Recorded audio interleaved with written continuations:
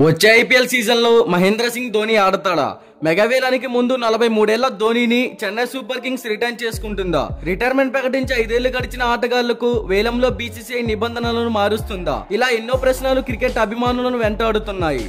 అయితే ధోని వచ్చే సీజన్ లో సిఎస్కే తో కొనసాగిన వికెట్ కీపర్ గా మైదానంలో ఉంటాడా లేదా ఇంపాక్ట్ ప్లేయర్ గా బరిలోకి దిగుతాడా అనే సందేహాలు ఉన్నాయి. 2025 సీజన్ ముగిసిన అనంతరం ధోని ఐపీఎల్ ఆడడం అనుమానమే. అయితే కెప్టెన్సీలో తన వారసుడిగా రుతురాజ్ గైక్వాడ్ ను ఎంపిక చేసిన ధోనికి మరో బాధ్యత మిగిలి ఉంది. చెన్నై సూపర్ కింగ్స్ కు శాశ్వత వికెట్ కీపర్ ను అందించి వెళ్లాల్సి ఉంది. ఈ నేపథ్యంలో ఇషాన్ కిషన్ పేరును సిఎస్కే ఫ్రాంచైజీ పరిశీలిస్తుంది. దానికి ధోని కూడా ఓకే అన్నట్లు తెలుస్తోంది. సిఎస్కే లోకి రిషబ్ పంత్ వస్తాడని గతంలో వార్తలు కూడా ప్రచారం అయ్యాయి. కానీ ఢిల్లీ క్యాపిటల్స్ ను పంత్ వదిలి రావడం కష్టమే. ఈ స్థితిలో ఇషాన్ కిషన్ పై సిఎస్కే ఫ్రాంచైజీ ఫోకస్ పెట్టింది. రిటర్న్ ప్లేయర్ల పరిమితి దృష్ట్యా ముంబై ఇండియన్స్ ఇషాన్ ను వదులుకునే అవకాశం ఎక్కువగా ఉంది. రైట్ టు మ్యాచ్ కార్డ్ అమల్లోకి వస్తే ఇషాన్ ను తిరిగి ఫ్రాంచైజీలోకి ఆహ్వానించాలని ముంబై చూస్తోంది.